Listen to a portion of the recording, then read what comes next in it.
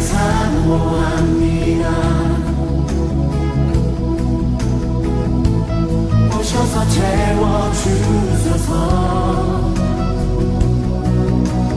성령의 불로 성령의 불로 임하소서.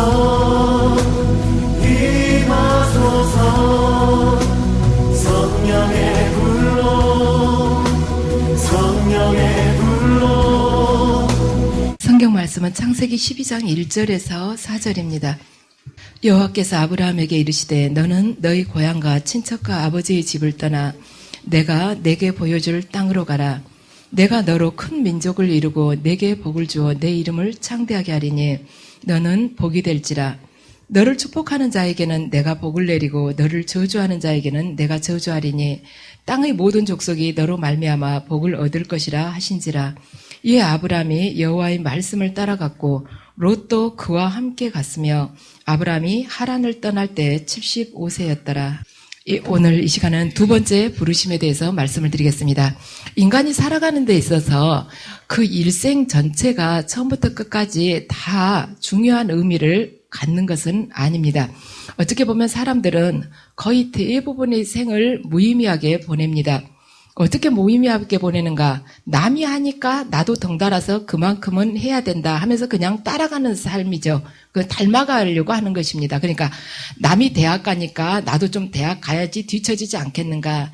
또 그러고 나면은 남이 취업할 때 나도 취업해야지. 남 결혼할 나이 되면 나도 해야지.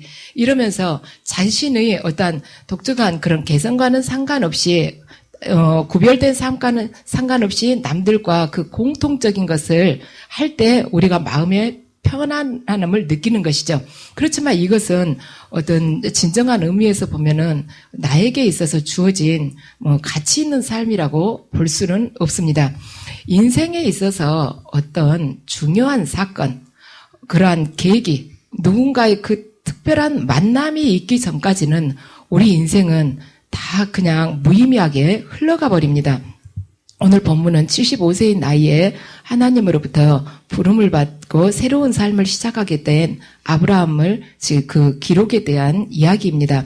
그래서 아브라함은 이 75이 되는 적지 않는 이 나이에 자기 인생에 있어서 진정한 변화를 갖게 됐습니다. 그래서 그의 인생은 어떻게 보면은 이 75세부터 시작한 것입니다. 여호와께서 아브라함에게 너는 너희 고향과 친척과 아비집을 떠나 내가 보여줄 땅으로 가거라 아브라함에게 말씀하신 것입니다. 그런데 지금 여기서 아브라함에게 말씀하신 하나님께서 지금 여기가 하란 땅이거든요.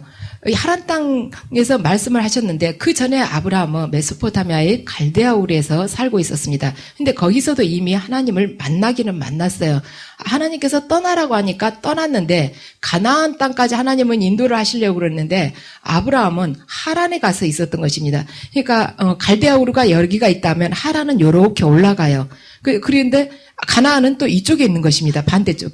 이렇게 갈대아 우르하고는 반대 방향에 있는데 아브라함은 여기에 있는 갈대아 우르에서 이렇게 하란으로 올라갔다가 거기서 또 다시 이 가나안으로 내려옵니다. 근데 지금 하란 여기에 머무르고 있는 아브라함에게 하나님께서 말씀하신 것입니다. 근데 하나님께서 갈대아 우르에서 아브라함을 만나 주셨고 그러니까 아브라함도 하나님을 알게 된 것이죠. 그럼으로써 아브라함이 우상을 버리게 됐고 아마 종교를 개종을 하게 됐을 것입니다. 그 전까지는 우상 숭배를 했다 할지라도. 그렇다면 갈대아우르에서 아브라함이 하나님을 알게 됐다 해서 그가 새로운 삶이 탁 열렸는가? 아닌 것입니다. 그가 지금 종교만 바뀌었을 뿐 그의 삶이 변하지 않고 있는 것입니다. 하란 땅에서 그대로 살고 있는 거예요. 아브라함이 그러면 언제 변했는가? 하나님의 말씀에 전폭적으로 순종하면서 인도를 받게 된 것, 바로 하란 땅에서, 이 하란 땅에서 하나님의 그 말씀에 자신의 의지를 온전히 복종시킬 때, 굴복시킬 때 그의 삶에서 새로운 변화가 일어났다는 것입니다. 우리들 또한 마찬가지입니다. 우리가 하나님의 존재를 모르고 있었을 때 우리가 방황하거나 하나님을 대적하거나 또 하나님을 부정했을 때 그때도 하나님께서 우리와 함께 하시고 인도했음을 훗날 시간이 지나고 나서 알 때가 있습니다. 우리가 지나온 과거를 되돌아보면서 그때 하나님께서 이렇게 함께 해주셨는데 내가 몰랐구나. 그걸 말하자면 추억을 할 때가 있죠. 그러나 우리가 말하자면 하나님의 존재를 알았고 하나님께서 나와 함께 하셨다고 해서 우리 삶이 그때 확 변했느냐? 그것이 아니라는 것입니다. 우리가 크리스찬이 됐고 말하자면 주의를 잘 지키고 그런다 해서 우리 삶이 확 변하느냐? 그것이 아니라는 것이죠. 그래서 나의 삶이 진정하게 변할 때가 언제부터인가 여러분들 각자에게 그 카이로스 시간이 있을 것입니다. 바로 하나님을 영으로 만나고 그 말씀에 순종할 때 우리 삶이 변하게 되는 것이에요. 교회 다닌다 해서 변한 것이 아닙니다. 구역 모임에 열심히 간다 해서 변한 것이 아니에요. 주일날 열심히 밥을 퍼준다 해서 변한 것이 아니라는 것입니다. 그러면 그 전까지 삶은 뭔가 하나님을 알고 믿는다 하면서도 사실은 어둠 가운데서 살아온 영혼의 밤을 지내고 있었다는 것이죠. 그럼 영혼의 아침은 언제 오는가? 말하자면 어느 날 하나님께서 내 말 10년 깊숙이 그분께서 치고 들어오셔가지고 당신께서 강권적으로 우리를 인도하시면서 우리가 하나님께 온전히 의지하고 그분이 영의 그 인도하심을 받을 때 그때 바로 우리들에게 있어서 영혼의 아침이 그때 주어진다는 것입니다. 그 전까지는 믿는다 해도 다 캄캄하게 영혼의 밤이에요. 밤길만 가고 있으면 어디로 갈지도 모르면서 구덩이에 빠진지 나온지도 모르면서 그냥 가는 거예요. 하나님이 나하고 함께 하신다고. 함께 하신다는 아무런 느낌도 없지만 그냥 내 스스로 위안을 하고 가는데 하나님께서 그렇게 전폭적으로 만나주고 내 심령이 180도 확 바뀔 때 그때 영혼의 새벽 아침이 우리에게 주어진다는 것입니다.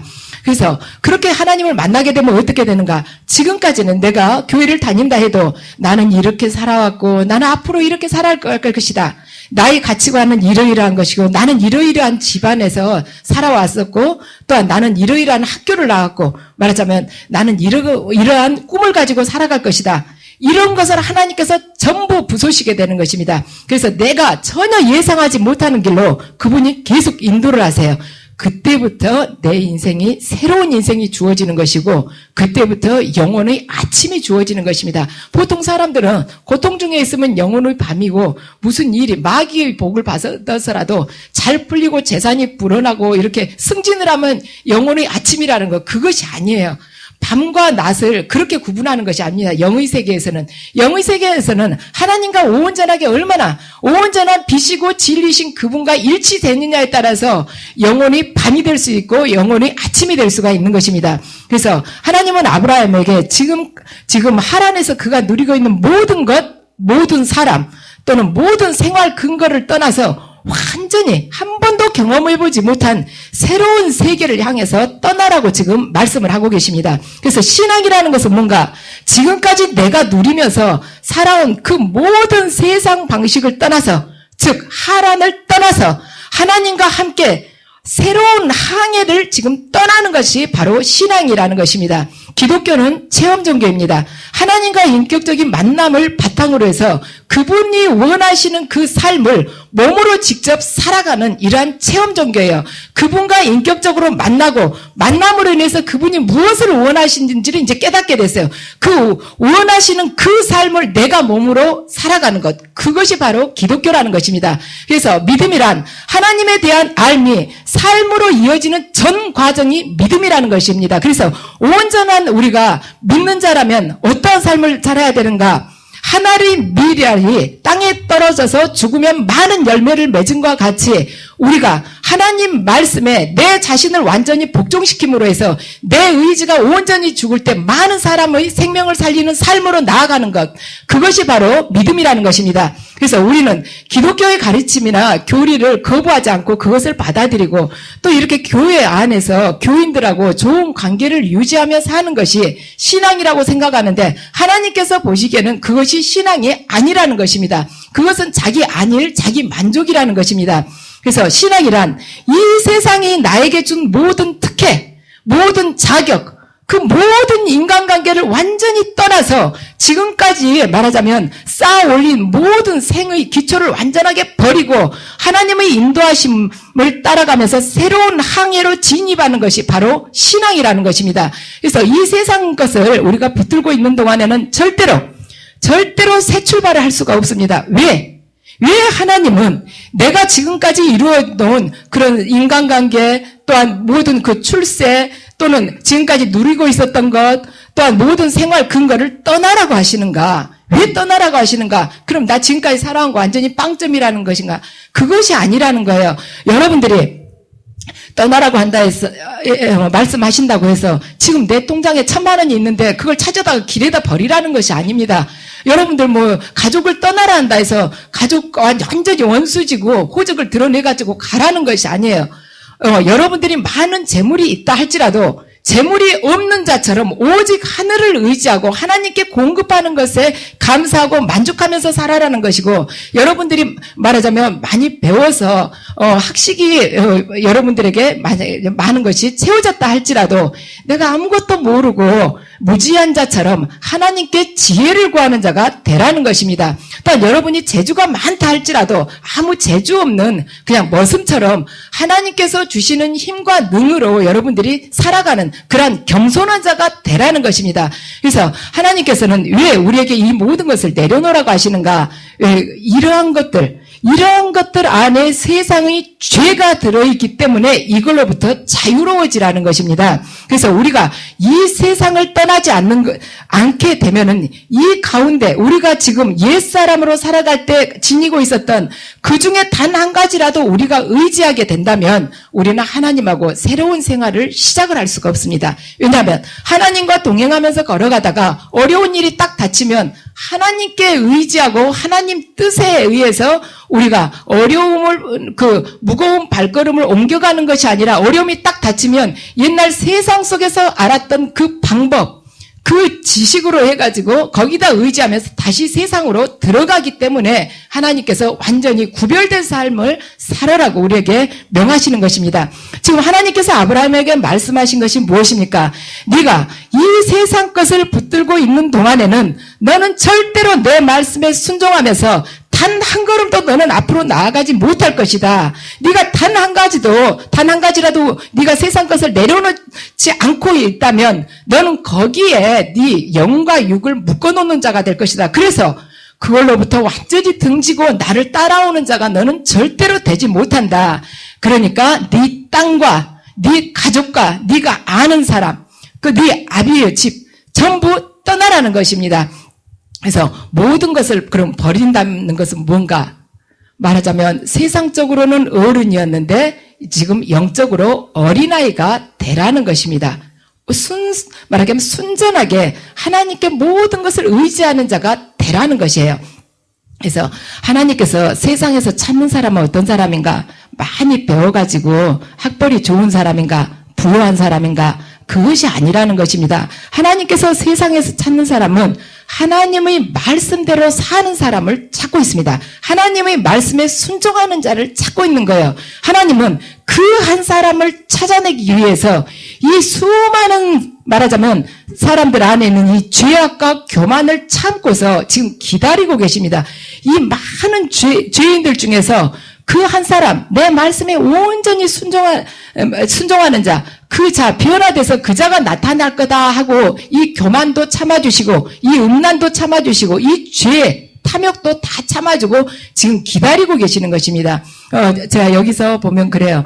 많은 사람이 하나님께서 당신 일꾼으로 부르십니다. 그렇지만 막상 와서 내 자신이 어떤 길로 가야 되는가, 하나님께서 어떤 길을 가기를 원하시는가 딱 듣고 나면은 뒤로 일단 좀 물러섭니다. 왜냐하면 그 길을 가게 될 때 내가 삶 속에서 많은 것을 잃을 수 있다는 그 계산이 되기 때문에 물러서는 것입니다. 그 자를 하나님은 절대로 기뻐하시지 않습니다. 우리가 하나님 말씀대로 살면 많은 것이 불안정하고 두렵고 말하자면 불투명하게 될 것입니다. 우리는 불확실한 미래에 나 자신을 내던져야 되게 될 것입니다. 아브라함이 그런데 왜 자기가 70 75세가 될 때까지 익숙했던 그 삶을 버리고 왜 새로운 삶, 두려운 그 미지의 삶을 향해서 그가 걸어 나가려고 했는가? 첫 번째는 이 세상이 얼마나 죄악으로 인해서 썩었는지를 알았기 때문입니다. 그래서 이 세상이 썩고 부패했다는 것을 아는 사람은 이 세상을 과감하게 떠날 수가 있습니다. 그런데 이 시대의 문제는 뭔가 다들 입으로는 이 시대가 말세라고 말합니다. 이 세상이 썩고 타락하고 부패했다고 그래요. 그렇지만 거기에서 나오지 않는다는 것입니다. 나오면은 불안하기 때문입니다. 썩기는 썩었지만 나는 조금 덜 썩고 여기서 내가 원하는 것을 좀 챙겨봐야겠다는 게 대부분 사람들의 마음입니다. 오늘날 사람들은 믿는다 하면서도 이 세상 속에서 뭔가를 구하려고 해요. 왜 그러는가? 그 이유는 우리가 찾으려고 하는 것이 이 세상에 다 있기 때문이에요. 돈도 있지, 출세도 있지, 생활의 안정도 있지, 명예도 있지. 내가 원하는 것이 이 세상에 있기 때문에 썩은 줄은 알면서도 거기 들어가서 하나라도 더 건져오려고 한다는 것입니다. 그래서 다들 각자 우리가 자신의 부흥을 위해서 살아갑니다. 그런데 믿는다 하는 사람들도 부흥이 무엇인지를 모르고 썩어가는 세상 속에서 같이 그 달콤한, 말하자면 그걸 빨아먹으면서 살려고 하는 것입니다. 파리가 돼지 머리에서 흘러내는 그 기름에 타닥타닥 붙어 있듯이 그 세상 것 썩어 없어지는 그 명예, 돈, 출세, 그걸 빨아먹으려고 파리들처럼 타닥타닥 붙어 있는 거예요. 곧 죽을 것도 모르고 겨울돼지 기기 전에 다 죽지 않습니까? 근데 그 생각 안 하는 것입니다. 다들 부흥하고 싶어요.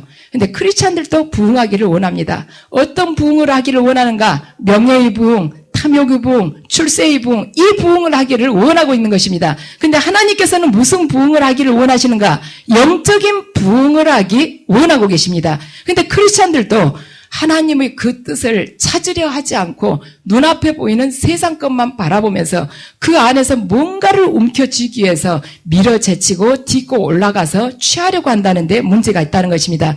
그렇지만 하나님의 진리가 우리 심령 안에 온전하게 비춰지게 될 때 우리는 그때야 세상이 다 썩었고 얼마나 세상이 음란하며 얼마나 교만하며 얼마나 탐욕에 가득 차 있는가, 그때는 깨닫고 발걸음을 옮기려 하게 될 것입니다. 그래서 우리는 하나님께서 우리가 지금까지 머물렀었던 하란에서 떠나라고 할 때 많은 것을 말하자면 멈칫거립니다. 한순간에 떠나지 않아요. 하나님께서 다 부수셔가지고 더 이상 의지할 것도 없고 기댈 것도 없을 때 그때 이제 눈물을 흘리면서 떠나는 경우가 많습니다. 근데 하나님께서 명하실 때 그때 떠나면 아브라함처럼 이렇게 많은 가축도 데리고 떠날 수 있는데 조금 의지할 거 있으면 이제 거기다 비벼보다가 가축까지 다 병들게 해서 더 이상 이제 말하자면 줄일 것이 없을 때 우리가 간다는 게 이게 문제라는 것이죠. 아브라함이 왜 75세 된 나이에 하란에서 떠나는가? 첫 번째는 세상이 얼마나 썩었는지 알았기 때문에 참 진리를 찾아서 떠난 것입니다. 두 번째는 뭔가 하나님과 인격적인 만남이 있었기 때문에 그가 떠날 수가 있었습니다. 피상적으로 하나님께서 계시리라 생각하고 믿는 것과 하나님과 인격적으로 만나는 것은 완전히 다른 것입니다. 그래서 인격적으로 만난다는 것은 뭔가 서로 신뢰하는 관계 안으로 들어간다는 것이고 사랑한다는 것이고 존중한다는 것 아닙니까? 그 만남 안으로 들어가기를 하나님께서는 원하십니다. 아브라함은 하나님을 이렇게 만나고 나서 하나님과의 이 만남, 교제 속에서 이루어지는 이 기쁨은 세상 속에서 주는 그 기쁨이나 평강과 다르다는 것을 알았습니다. 그래서 그가 세상 속에서는 내가 앞으로 죽을 때까지 불안정한 삶을 살 수는 있다. 하지만 하나님과 동행하는 삶을 내가 택하겠다.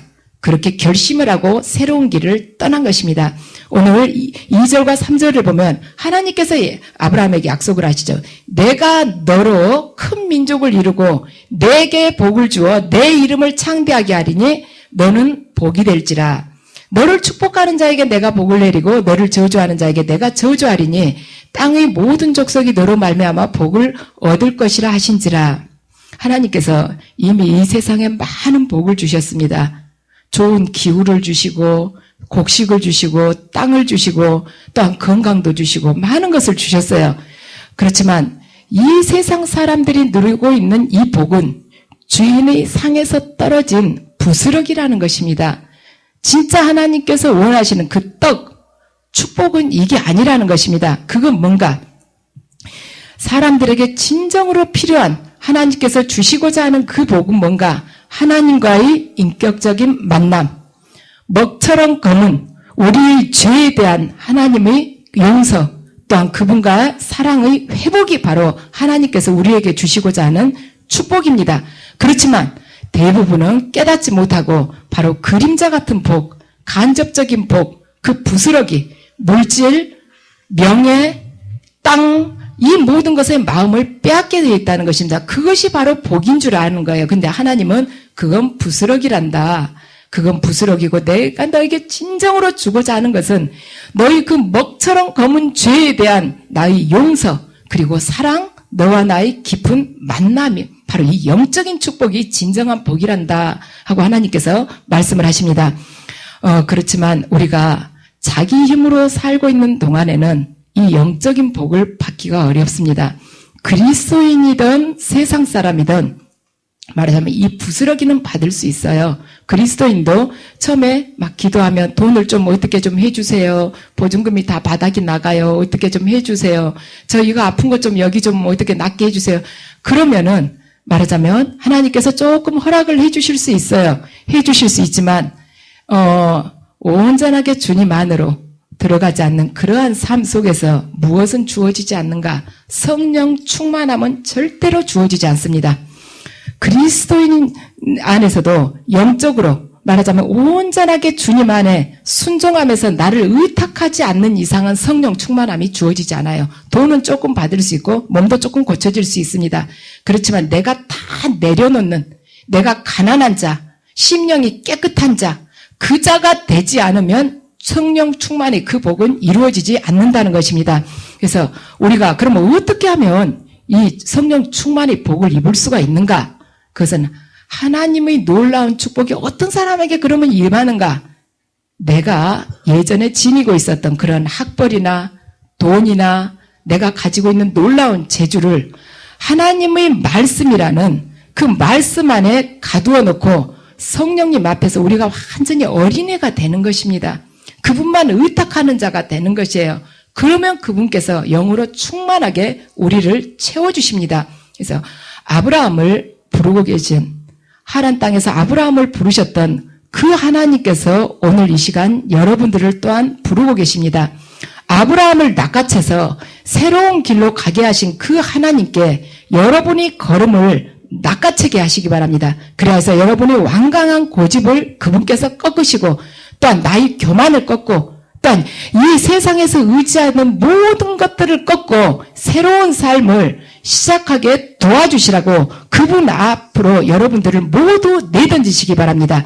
오늘 이 자리에서 여러분들이 그 삶을 하나님께서 낚아채서 여러분들이 삶을 불안정하게 육적인 눈으로 봤을 때는 아주 불안정한 불투명한 두려운 미래로 내던질 수 있도록 여러분들이 하나님 앞에 의탁하시기 바랍니다. 그래서 여러분들이 지금까지 지녔던 세상 속에서 세워놨었던 이루고자 했었던 그 모든 계획을 하나님께서 수포로 돌아가게 하시고 또한 여러분들이 믿고 있었던 학벌이나 재산이나 재능을 말하자면 하나님께서 당신의 강권적으로 그 억센 손으로 포기하게 만드시면서 또한 하나님의 말씀으로 인도하는 그 삶의 방식을 우리가 반드시 택하지 않으면 않을 수 없도록 그렇게 여러분들을 낚아채 주시도록 여러분들 기도하시기 바랍니다. 그래서 오늘날 우리나라에 믿는 사람은 많지만 왜 하늘나라가 임하지 않는가? 그것은 딱 한 가지입니다. 뭐냐면 믿는다 하면서도 내가 삶 속에서 아무것도 포기하지 않으려고 하니까 하늘나라가 임하지 않는 거예요.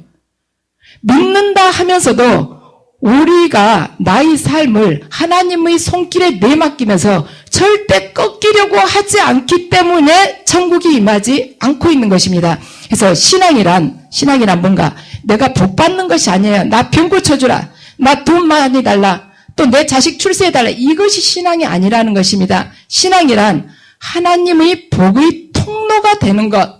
다른 사람을 살릴 수 있게 내가 그 통로가 되는 것이에요. 통로가 무엇을 얻을 수가 있습니까? 통로란 깨끗하면 깨끗할수록 군더더기가 없으면 없을수록 찌꺼기가 없으면 없을수록 말하자면 세상 것이 들러붙지 않을수록 많은 사람들을 살릴 수 있는 그 넓고 청결한 통로가 되지 않겠습니까? 그 복의 통로가 되는 것이 우리 크리스찬들이 궁극적으로 가야 할 길입니다. 그래서 신앙이란 여러 사람들하고 사이좋게 지내면서 교제를 나누는 것이 신앙이라는 것이 아니죠. 나를 통해서 하나님 축복이 그대로 이루어지도록 내맡기는 그 삶이 신앙이라는 것입니다. 물론 나에게는 아무것도 남지 않을 수 있습니다. 그리고 나는 죽을 때까지 굉장히 이 불안정한 이 삶에 나를 의탁할 수밖에 없을 수도 있어요. 그렇지만 여러분들 모두가 그 불안정한 삶이 우리에게 올 수도 있다는 걸 여러분들은 예견을 하실 것입니다. 여러분들이 계속 주님과 동행을 한다 하면서도 인간인지라 하나님께서 딱 명하시면서 일어나 내가 보여줄 땅으로 가라. 지금 가나안으로 가라고 안 하셨어요. 보여줄 땅이라고 그랬습니다. 그 미지 세계를 향해서 걸어가라 할 때 우리 굉장히 두렵습니다. 확실한 건 근데 뭔가 내가 수많은 사람들을 살리는 그 축복의 통로가 될 수 있다. 내가 하나님께 온전히 내 자신을 내맡기고 그분께서 원하시는 그 길을 갈 때 나는 이 땅에서 순례자처럼 항상 장막을 펼쳤다 거뒀다는 그런 불안정한 삶을 살 수는 있지만 내 손으로 아무것도 얻어지는 것이 없는 것처럼 보이지만 반드시 나는 다른 사람들을 살리는 그 통로가 되는 그러한 새로운 삶을 살게 된다는 것은 여러분들 모두가 알고 계실 것입니다. 그래서 아브라함은 이 세상이 어떤 것인지 알았기 때문에 불안정한 삶을 향해서 출발을 했습니다. 이 세상은 모두 썩고 썩었고 죄악으로 가득 찼다는 것을 알았기 때문에 하나님과 동행하는 이 불안정한 삶에 자신을 내맡긴 것입니다. 그래서 혹시라도 여러분들이 내 삶이 불안정해지는 것이 두려워서 지금 여러분들이 하나님 말씀에 귀를 막고 있는 것은 아닙니까? 또한 어떻게 해서든지 이 세상에서 잘 먹고 잘 살기 위해서 또한 안정되기를 바라면서 하나님 말씀에 여러분들이 귀를 막고 있는 것은 아닙니까? 여러분들이 계속 이 하란 땅에 머물러 있기를 원하시는 것은 아닙니까? 하나님께서는 그런 사람을 반드시 버리실 것입니다. 하나님께서 갈대아 우르에서 아브라함을 불러내셨듯이 이미 여러분을 부르셨습니다. 옛사람, 죄악에 물들고 진리가 무엇인지 모르고 헤매고 있었던 우리들을 갈대아 우르에서 아브라함을 불러냈듯이 불러내셨어요. 그런데 우리들 어느 한순간 하란 땅에 주저앉아 있습니다.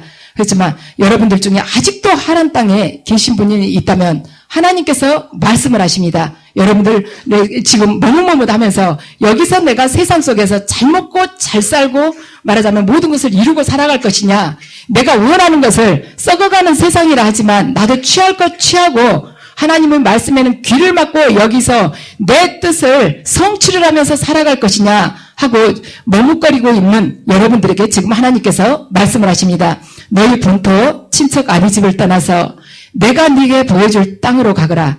내가 네게 복을 주며 내 이름을 창대하게 하리니 너는 복이 될지라.